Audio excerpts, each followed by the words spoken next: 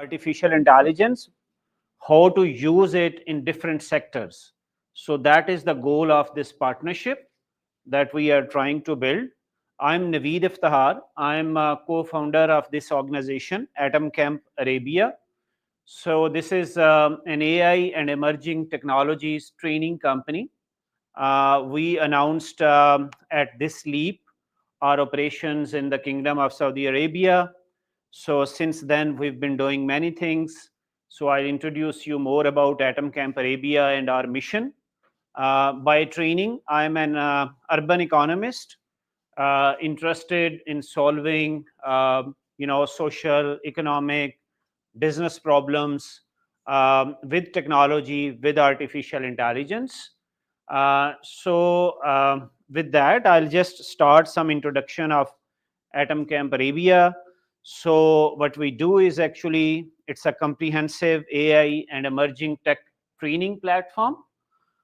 We focus on AI training and on-prem AI solutions, emerging tech, full stack, mobile and web app development trainings, and other emerging technologies as well.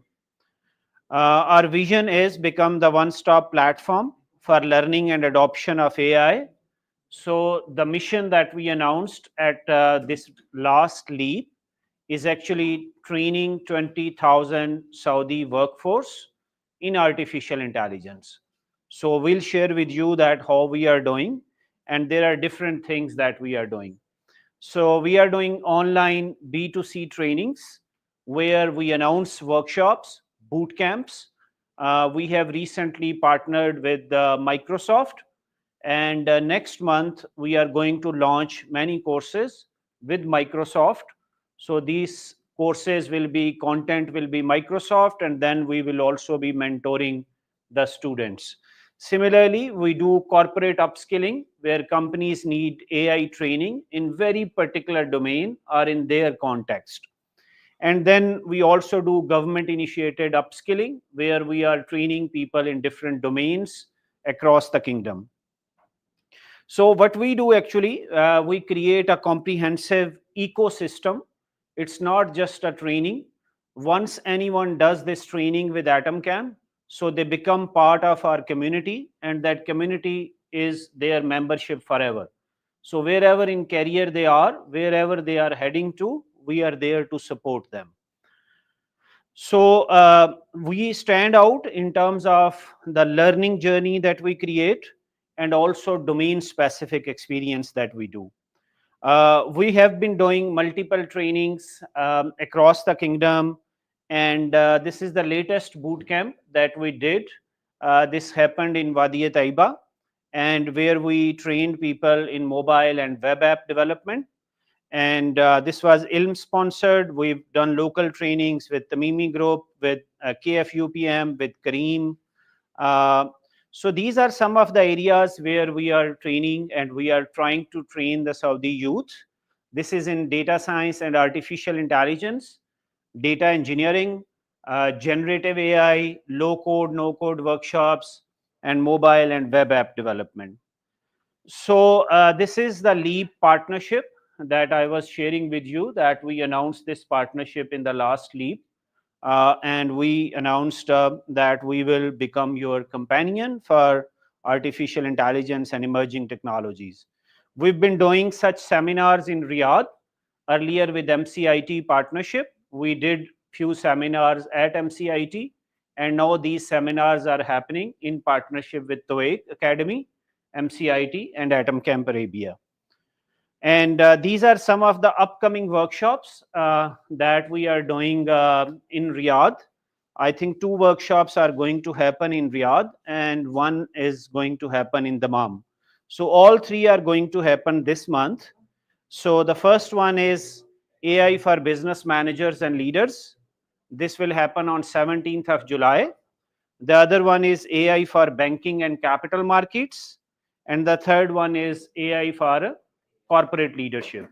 So these 3 workshops, but you can go on our website. This is atomcamparabia.com, and you can see other workshops and courses which are coming soon.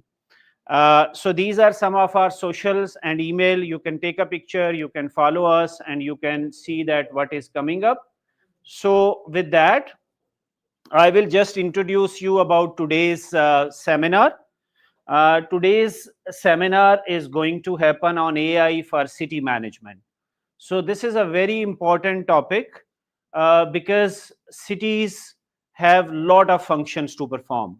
And most important function is improving the quality of life of people.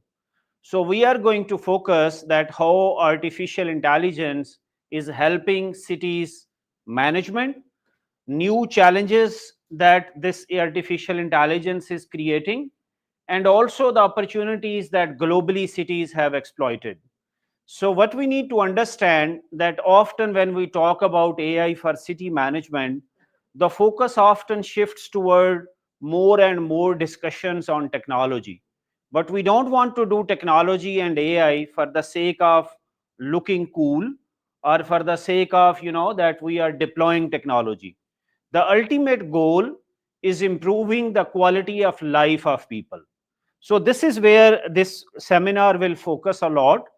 And this seminar, the idea is that how we can learn together. This is just a beginning for all of you, and this will be, just initial ideas, some deep dive into a few use cases, and then you can let us know through a QR code form that we will share at the end of the presentation. What is your perspective? What is your view? And then we can also send you more content, more material, and more learning on the same topic, because we will have your contact details, and we can also share more content with you what you really want to learn. So that is an overview of today's seminar. With that, I will like to introduce, today's main speaker is Dr. Zubair Khalid. He is professor for the last 2 years at KAUST, where he worked on artificial intelligence and many other important tasks with KAUST and international teams. So Dr. Zubair will introduce himself, the topic of today. So we have this, I think almost within 1 hour, we will be completing the presentation. During the presentation, you can ask anytime questions so that we can learn together. So idea is not to finish the presentation. The idea is to learn together. And you can also share your ideas. And if anyone has any difficulty, you want to speak in Arabic, you can speak in Arabic. Our colleague will also be here. He can help us to translate, and we can then answer your questions. So over to you, Zubair sir. Thank you.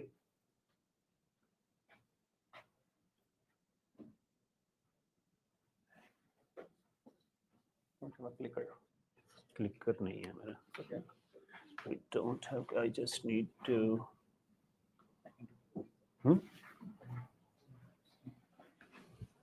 Okay. So Mike, yeah, you need to put that.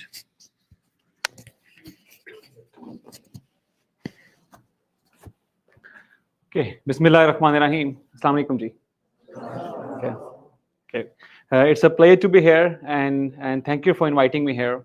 And thank you, HMChem, for inviting me to present our work on AI for city management.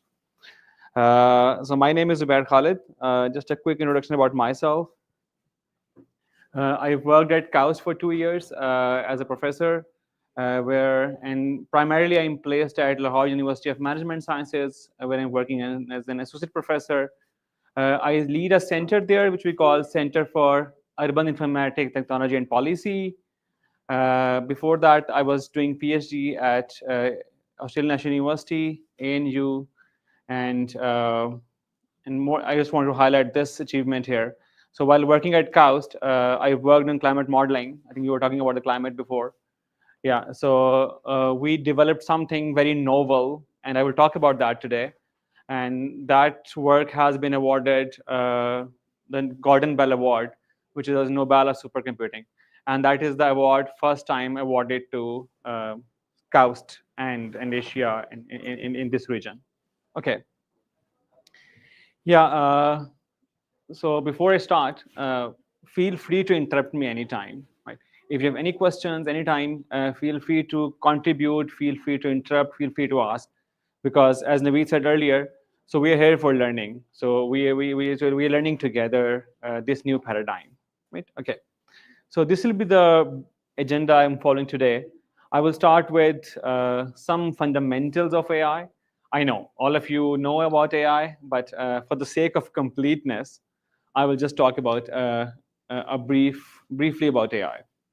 And then I will focus on AI applications in smart cities. We will dive into some of the applications in climate modeling, in urban mobility, how can we do smart waste management, and so on and so forth. And finally, very briefly, the use of AI, the responsible AI use, and how can we really implement AI in urban city management. And finally, we will have some activity as well, okay, just to keep it engaging. Let's start with a question.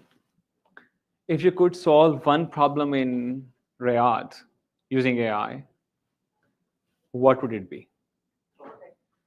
Traffic, I know everyone is. What else? Climate, yeah, with the heat. Great. No, honestly, the crime rates and the things around the south, Okay. they are not safe. Things in the south. I'm not really from Riyadh, so Okay. I have no idea. So some neighborhoods. Yeah, they're not so, really okay. safe. So using AI to implement enforce law and maybe make people realize that they could get caught. Okay. That would be way better. Are they enforce rules or do some social intervention so that Maybe, to educate them and you know, like maybe Yeah, yeah. Like constant 24/7 Okay. interrogation or something like that. Okay. Interrogation. You know what I mean. strong policing, right? Okay. What else? Sorry. Okay, cycling, recycling, so waste management issue, right? And we talked about climate, please. In healthcare as well, right? So see, so our cities are a complex cyber physical systems, and in which we have different agents interact with each other, right? We have issues about mobility, we have issues about environment, we have issues about health, we have issues about waste, right? But these are all interconnected, right? And we will see some use cases today in which how can we use AI to address these issues, right? Okay, urban challenge. We all know that not only Saudi Arabia, but the rest of the world is facing this urban challenge. If we talk about Saudi Arabia, 85% is urban population, and that is growing at 3.6% annually. And with these three cities, Riyadh, Jeddah, and Makkah, they're expanding. And consequently, we have traffic congestion, we have high waste generation, and then we have increasing climate risks, heat, water scarcity, dust storms, and all these. Right? And we need to use technology, we need to do some interventions so that we can take care of these risks. So, and this should be aligned with 2030 vision of Saudi Arabia, so that we can have focus on sustainable, resilient, and smart cities. So broadly, when you talk about urban challenge, I usually divide this into three areas. So one is with growth, how the cities are expanding, sprawling in different dimensions, either planned or unplanned.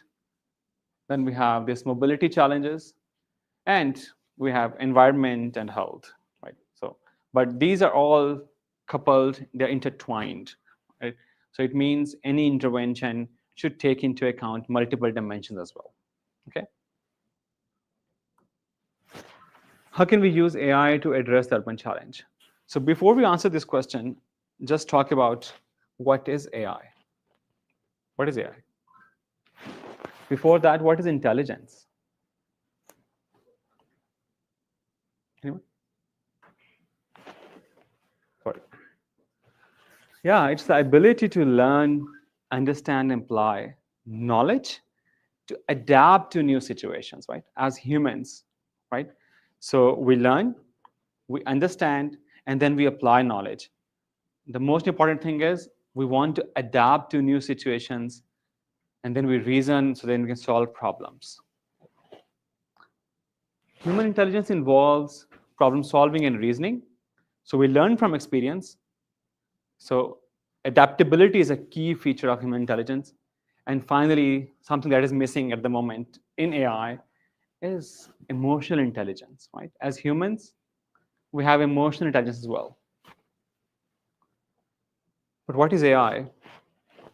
I think someone talked about simulation, right? So AI refers to the simulation of human intelligence, right? So we want to simulate what human intelligence do. Right? So there's a concept of narrow AI versus general AI and then super intelligence. Anyone who wants to add? What's the difference between narrow AI and general AI? General AI is interact with directed data. Okay, and narrow AI, It's more specific. please. Narrow AI is the main part. One general AI can expand its knowledge on any domain. Okay, great. So it's Perhaps general AI can use like an unlimited source of data, perhaps, and maybe narrow AI uses like a selected library of knowledge or data. okay. Yeah, to an extent, but let me just build on this. So if it is domain-specific task, just one domain, we call it narrow AI. And if it has limited access to data. If you have more data and you make it more domain, and you make it more widely used in different domains, we call it general AI. But what is super intelligence? If AI surpasses the human capability, then it is super intelligence. So there are some areas in AI these days in which people believe that they have surpassed human intelligence. An example? Perhaps planning ahead. In general, AI can be better at planning ahead Mhm. because it can implement things that may like fall out of a human's mind. Mhm. But a computer will not like forget data. It's always there for them. Okay. Yeah, it's about limited memory, right? Yeah, basically. Okay. Maybe also the automation of directing the data usage. Mhm. I think computer vision is one area in which the capability of AI has surpassed human intelligence in lots of applications. Right? That is one area. Okay. So history of AI. So as engineers or as researchers, we had been doing AI for the last 30, 40 years. What has changed in the last 10 years? Work become fast. Work become fast. Complete tasks more faster than it was before. Great. What has really enabled this AI? Like what made it better, perhaps, is that a question? Yeah, okay. I didn't really understand the question. So we had been doing this prediction, inference, pattern matching, and all that for the last 30, 40 years. Yes. But what really enabled AI is the compute power we have these days, right? And how did we get this compute power? It was not developed for AI.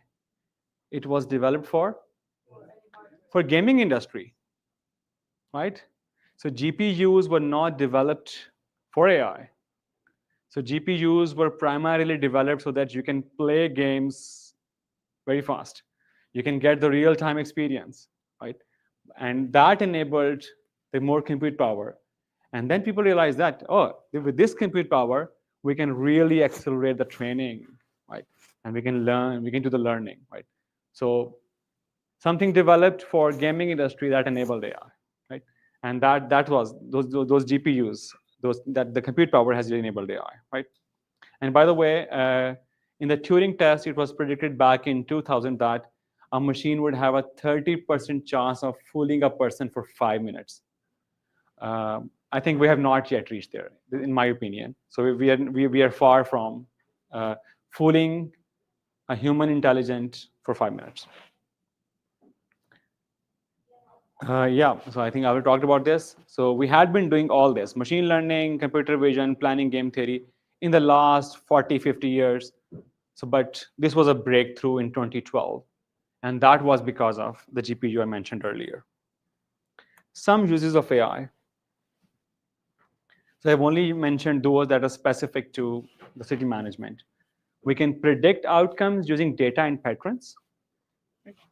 We can optimize processes for efficiency and impact. And we can automate repetitive and complex tasks.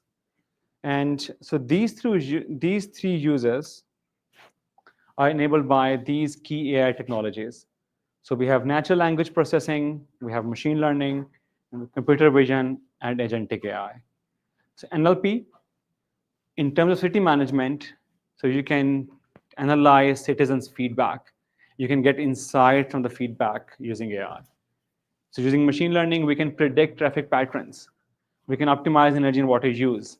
And we can enable predictive maintenance of infrastructure. Similarly, computer vision is one of the key enabler of AI in city management. And these days, this is a very active area at the moment, agentic AI. So I think all of you know what is machine learning? Anyone who does not know about machine learning? Okay, then I will skip machine learning. Okay. Let's talk about some applications of AI in smart cities. First thing, the most important thing first. AI applications for generating climate data. I think you mentioned about climate, right? So to make better informed decisions, we need high resolution climate data. We need a better resolution of how temperature is changing in Riyadh from one neighborhood to another. How temperature is changing from over time, every hour. Right? How wind is changing, how humidity is changing. And all these variables are coupled with each other. Agree? Right?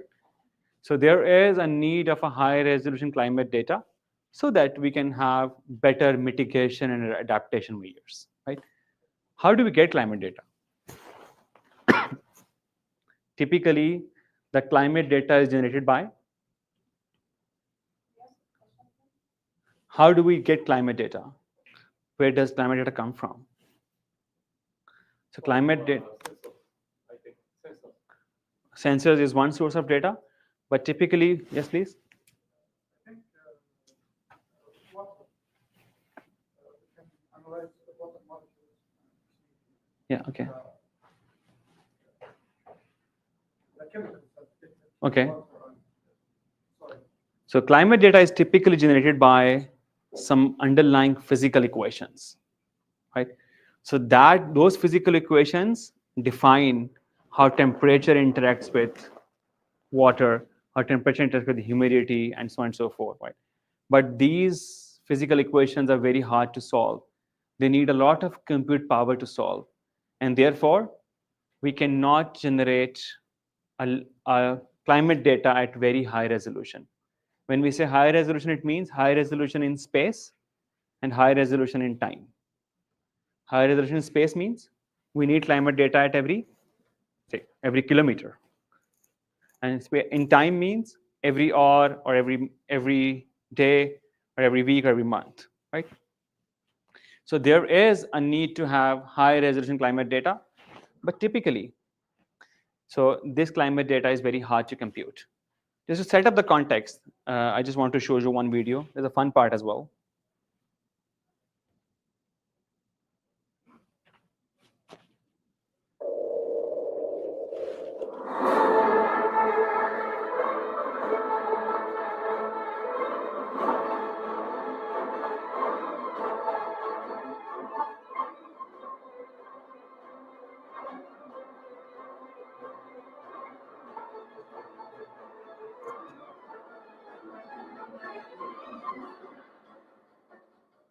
In the second decade of the 21st century, the world was on the brink of destruction.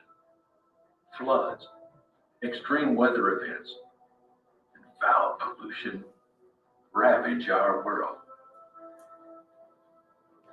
To emerge from the chaos that surrounds us, the world needs heroes. Humanity's only hope for salvation lies in a university beside the Red Sea, in a kingdom far, far away.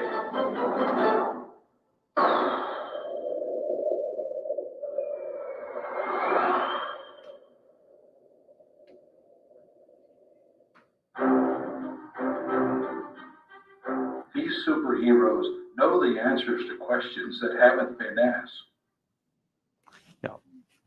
Yeah, so I requested Kaust Media team to develop this video when we were doing that work. Yeah, so we need high resolution climate data, but typically what we get from these partial differential equations is a low resolution climate data, right? So to have better informed decisions, we need high resolution data. So we asked a question, can we generate high resolution data by some other means? Instead of solving those equations, can we generate by some other means, right? And before I get to that question, let me ask you one question. I gave you this map, and I ask you, we know Greenland is in the news these days, right? How does Greenland size compare to Africa? Just give me a number. Same size, right? 7 to 1. I don't know. Okay. Anyone? Guess? We have a map here, if you want to guess on the map. 5%. Greenland is... So not accurate, because I was trying to point out that these ones are not accurate. Yeah, okay, good. So you got the point. Thank you. Yeah. So Africa is 14.5 times the size of Greenland. But if you look at this map, you would say they're comparable, right? Right. So what is the flaw? What is the flaw in here? This is not a real map. This is a projection, right? Our Earth is a sphere, right? This is a planar projection of the sphere around the equator, and that's why something here appears inflated, right? So what we did, so before our work, people had been generating climate data from this mapping, but we said that we need to do the mapping here. We need to develop some models that can really generate climate data here, so that we preserve the inherent geometry of the climate data, right? So we did the work in which we developed a climate emulator, which is a stochastic model designed to mimic. It's very similar to AI. Like AI is trying to mimic the human intelligence, right? So a climate emulator is not the climate simulator, but it is trying to mimic, it is trying to replicate the same data that is being generated by Earth System Model, ESM, right? And we did a research project which the title was Boosting Earth System Model Outputs and Saving Petabytes in their storage using exascale climate emulators. And if we compare our work with the existing works, so let me try to explain this. Okay, so on x-axis we have spatial resolution, and on y-axis we have the compute power. So before our work, we could only generate data at a spatial resolution of 100 kilometer. But with our work, now we can generate the climate data at a resolution of 3 kilometer. So the climate emulator developed using AI that was almost 345,000 times better in space and time. So this was the overall design. But if we look at what is generated by simulation and what is generated by emulation, it's almost similar. So they are not same, but they are statistically equivalent, right? I hope it's not very complicated. Okay. And this method was run on top world 4 supercomputers. The rank one was the frontier one in national labs in US. We could run algorithms on Leonardo, Summit, and Alps. These are 4 supercomputers, but 2 are in US, and 1 is in Switzerland, and 1 is in Italy. So our algorithms, we ran on these 4 supercomputers, right? And the Kaust team won the Gordon Bell Prize back in 24. Okay. So that was the use of AI in generating high resolution climate data, right? So moving forward, I will also shed some light on some other applications of AI in smart cities. Right? So urban mobility, we know that urban congestion costs it is billions, and therefore we need to have better forecasting so that we can enable more focused interventions. So some uses of AI, road network. Road network means how the roads are connected, right? So anyone working in the government sector here, in city sector. So do we have Riyadh road network available if you want to do some research? Okay. So Riyadh network is available, right? Okay, great. But when we started working on cities, we felt that even the road network for some developing countries is not publicly available. So road network is a fundamental thing if you want to do any development, any research, because road network defines how the roads are connected, right? How the streets are connected, how people move, right? So we can use AI to develop a road network, right? I will just go on these one by one. So we can generate a road network using AI by using Google data, Google imagery data, Google Maps, OpenStreetMaps, and manual labeling. So if you look at this image of a city, right? So this is imagery. If we have high resolution imagery available of a city, satellite data, we can train a deep learning based model, and we can learn the road network, right? So you can see roads here, right? It means we can train a computer so that a computer can develop a road network for the entire city. For example, for this example, this is how the roads are connected. And if you overlay this, all the primary and secondary roads have been detected by the computer vision model, right? So if you overlay this with so this is the OSM road network. This is a road network which you can develop using machine learning. And if you overlay, this one is more rich and more connected and more resolution. We can also use AI for traffic informatics. So I think we are doing a lot these days, right? So if we want to find out what are the congestion hotspots in the cities, which roads need to be widened, which lane needs to be better where, it means we need to have information about the hotspots. Where is an issue, right? So we can use computer vision along with AI to find out traffic in different parts of a city. Right? So typically what we do, we train a model. So we train a model to do something like this, right? So we feed in the video and we want to find out where the cars are, whether the person is being seatbelt or not, and you can do enforcement as well. Sorry? This is YOLO V11, yeah. Okay, thank you, yeah. But YOLO V11 trained on the data, right? Okay, thank you. Since you have mentioned YOLO V11, I would like to mention that typically we don't use traditional machine learning. We should be using transfer learning, right? So for example, if you have one model that is trained in an European city, if you want to use the same model in Riyadh, can you do that?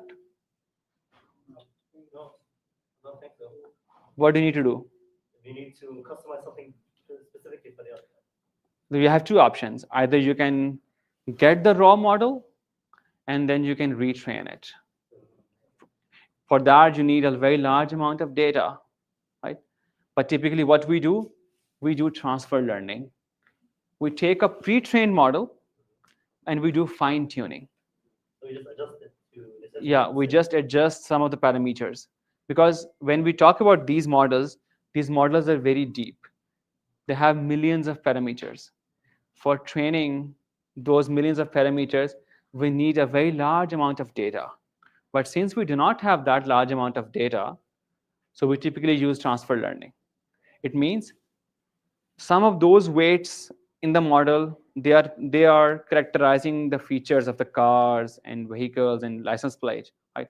And some of the weights need to be retrained for Riyadh. Not all the weights. That's why whenever we want to, you can validate the model. Yeah, for sure. So, but you don't need a large amount of data to retrain the whole model. So we can pick a pre-trained model and we can do fine tuning. Okay, yeah. I think the reason I added this, I wanted to convey the concept of transfer learning. Yeah. Typically, we use the pre-trained model and we train it using limited data, and finally you can refine this. Right? So this is one example in which you can use AI for generating traffic informatics in real time. Right? Any questions or comments, suggestions? Please. Can you see? Okay, you can come here. This is a vacancy. Okay, thank you. About city management and machine learning. Mhm. Machine learning, we have data, and we are like predicting based on it. But Yeah. in city management, we want something that is better than the current state. So how can we get that? So you don't want to predict, or Yes, I have some data. Yeah. But I want my state to be better than the current state that I get the data from. okay. So if you have a model that is trained on the time series data, so you can do predictions in short term and also in long term as well. If you can have a lot of data and that data is correlated as well. If data is coming from different sources and that data is coupled and correlated, you can really improve the accuracy. Right? I will show you one example very shortly in which we did work with Kareem to improve their forecast on traffic demands in city. Yeah. You can come here if you want. There's a vacancy here. Okay. Okay, so transfer learning can give you a lot of solution. So it means we can use pre-trained models from larger cities to reduce data needs. That also enables faster, cost-effective AI implementation. And for sure, we can improve prediction accuracy using shared data sets. Okay, now I'm going to talk about last mile logistics. Sorry. Okay, so this was the World Economic Forum report in 2020. So they were predicting that e-commerce would reach 2.1 billion by 2021 global. But in fact, until 2024, it has already reached 2.6 billion. So we know that. So pandemic has triggered this. This was before pandemic. The pandemic has really made a shift for online shopping, right? So due to online shopping increase, we have this last mile logistics issues, right? And this is an area where AI can really help.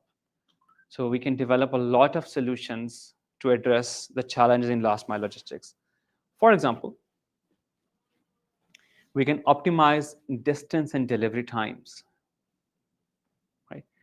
With better and real-time route planning, right? We can reduce the delivery times, and we can also optimize the distance covered by each rider for each delivery. Right? So you can club the orders. Right? So if we really know the demand in advance, we can really predict the demand. We can combine the orders, we can combine deliveries for one region, and you can effectively reduce the delivery time and by real-time route planning. Also, we can optimally allocate the delivery hubs in a city. For example, if you want to start a new company, a new last mile company in Riyadh, and you want to place your delivery centers in Riyadh, how would you choose that? Based on demand. You need data, right? What else do you need? How would you get to demand? From the data? Right? Locations. Okay. So after that, I will find the parameters for the most Okay, And I placed the stations in these areas. great. So it is an optimization problem, right?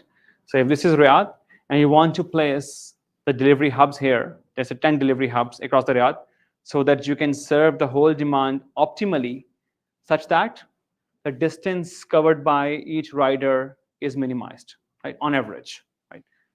So we should be taking into account a lot of data. We should know what is the distribution of population in a Riyadh, right? We should know what is the socioeconomic distribution of people in Riyadh, because there is a possibility that there are more people in one region, but they are getting more. You're getting more delivery orders from some other region, right? So socioeconomic map really adds a value, right? We should also take into account where are the commercial hubs, where are the malls, right?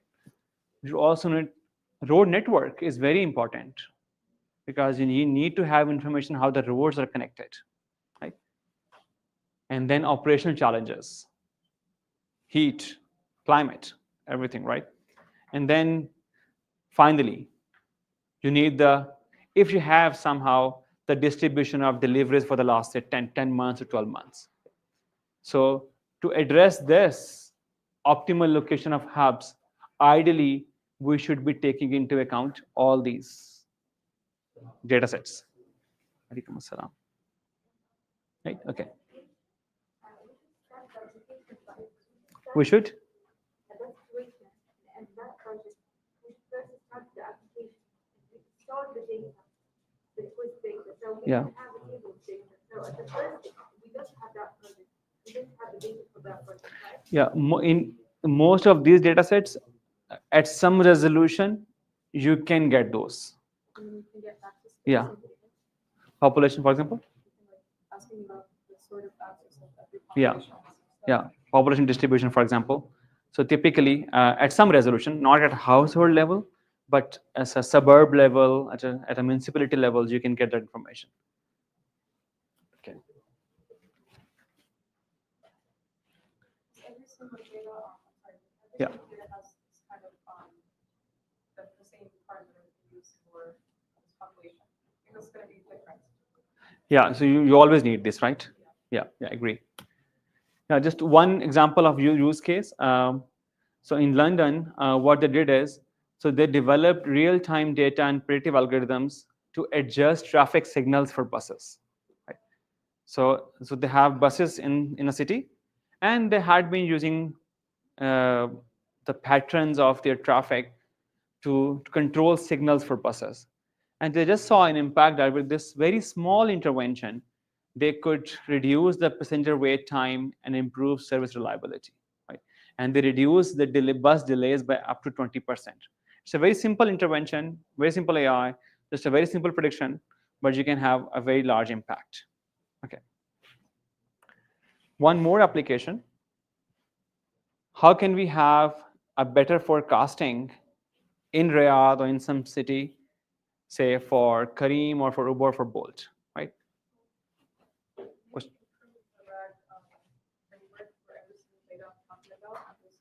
Yeah. Yeah. Yeah. Choosing it and then choosing the RAG layout is going to improve how the AI is going to interact with. Great. Thank you. Yeah. Okay. So ride hailing and demand supply forecasting, right? So this is just a case study for Lahore we did for Careem, but this can be done for any city. So this is a time series forecasting, and someone from here asked about the time series forecasting. Okay, yeah.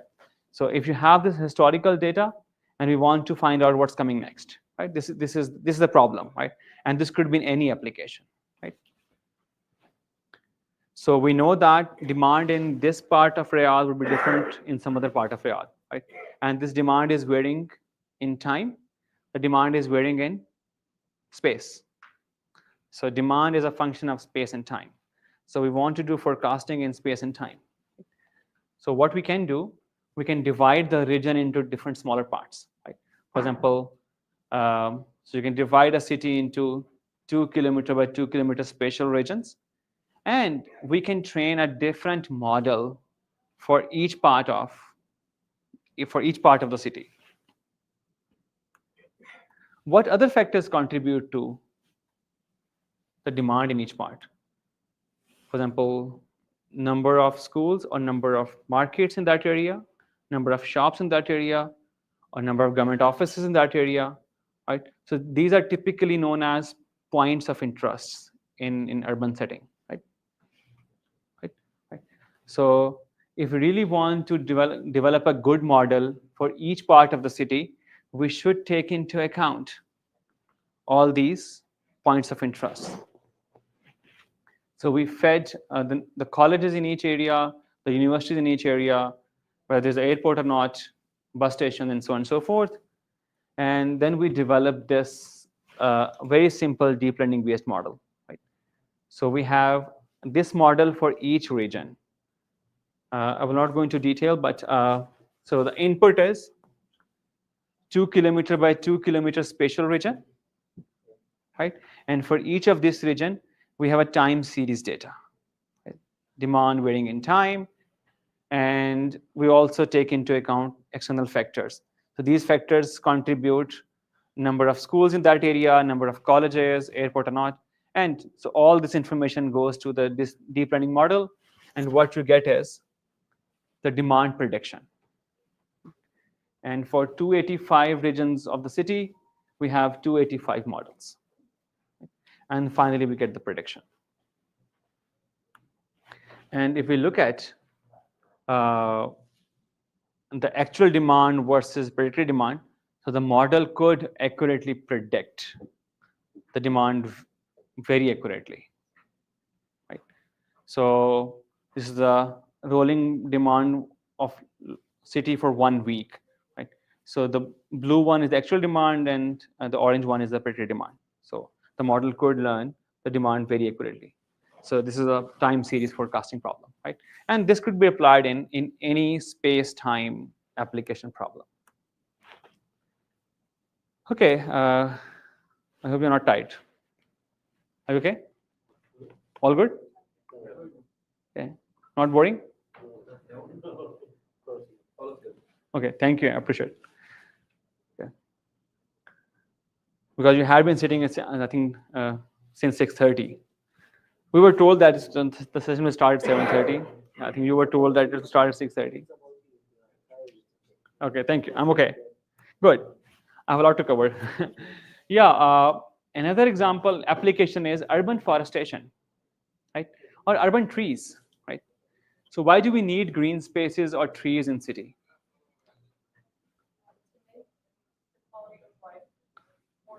Yeah, heat, right? We need, yeah.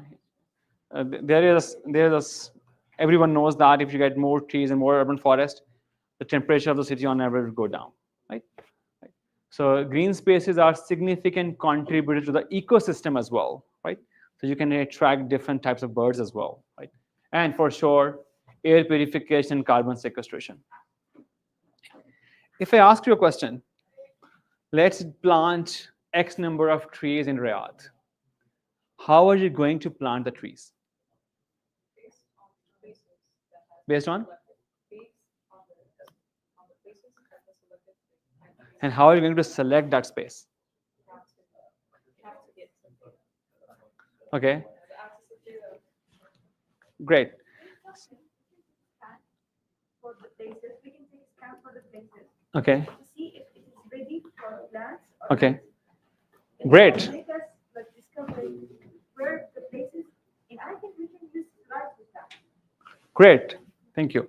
So the place matters, right? So these days, we have satellite remote sensing data at a very high resolution, right? So we know the soil moisture, we know the underground water, we know temperature, we know humidity. We can, using remote sensing and AI, we can find out what is the optimal place to plant a small forest or a couple of trees that can really add a value, right?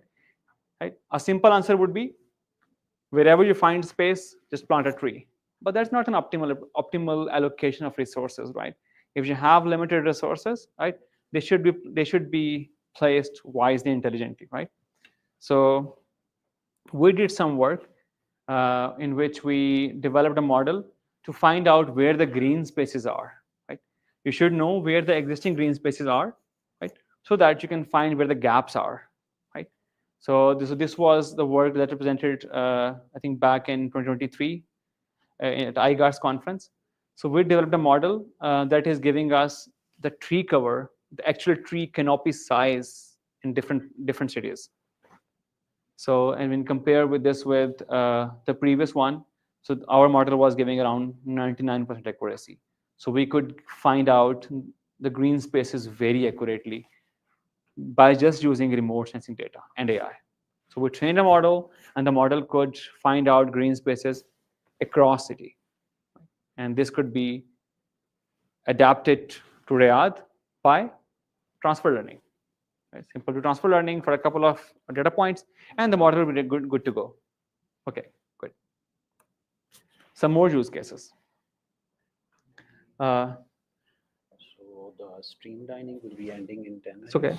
So we can conclude for online audience. Sure. So that the key messages we can give Mhm. them, and then we'll continue with the audience Okay, sure. here.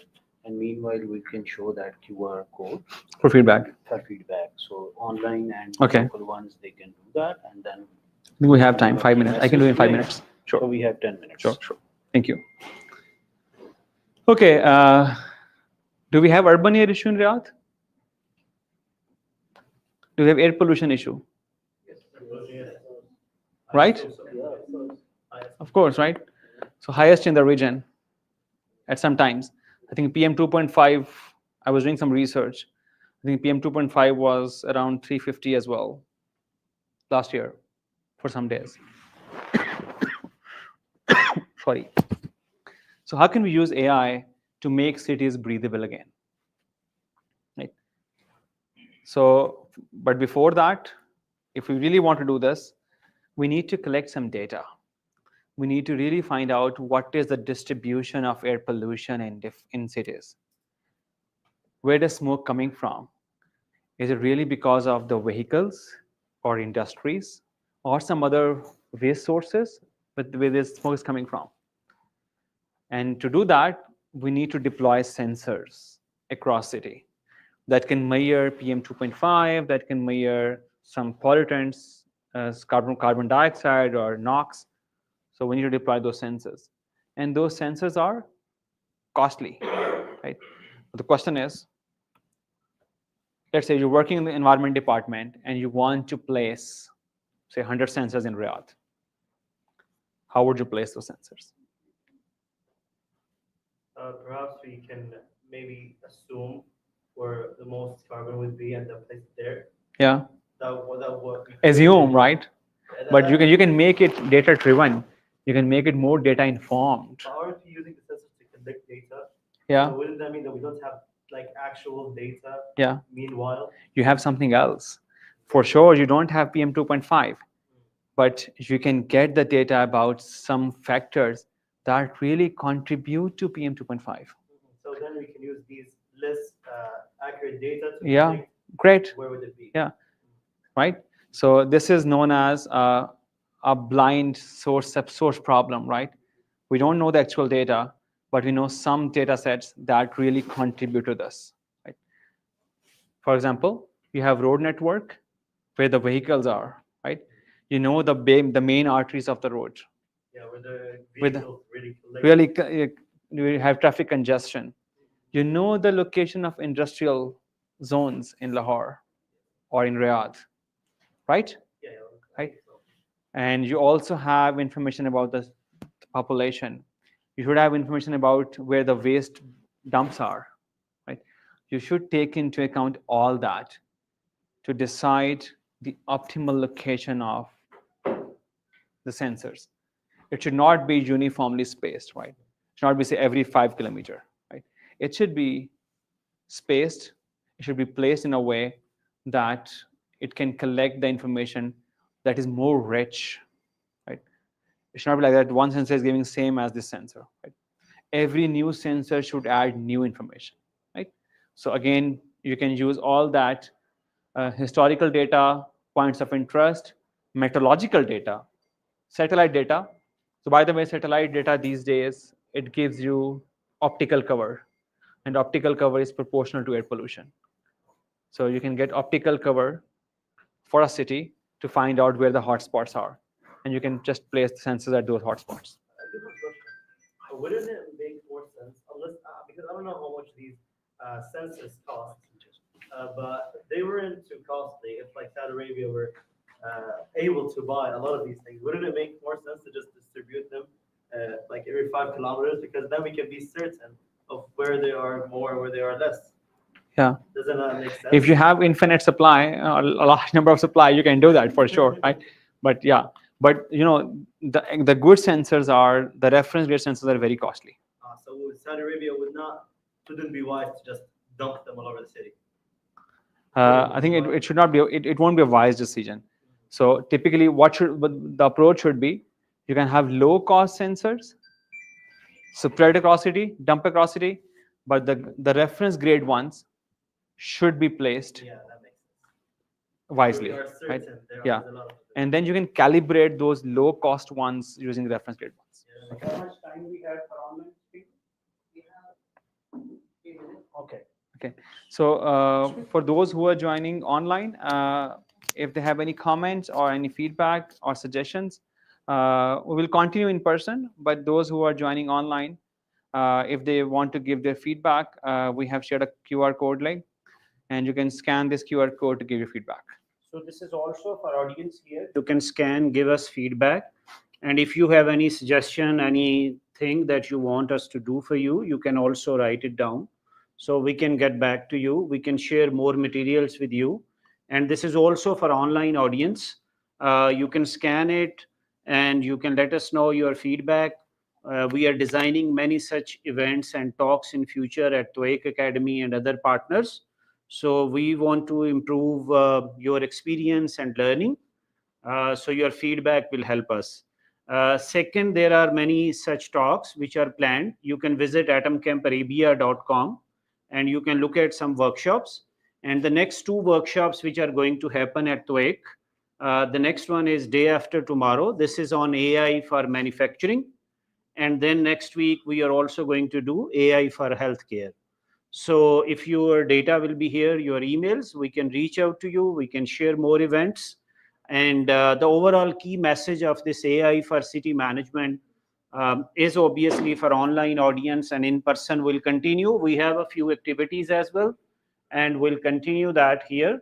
But the key message is that AI has the potential to solve many problems. We just need to improve our learning, do more experimentation and innovation in this area, and Atom Camp Arabia can help you in this journey. Yeah. So everyone has scanned, or someone, all of you? So can you scan just for a while here so that you can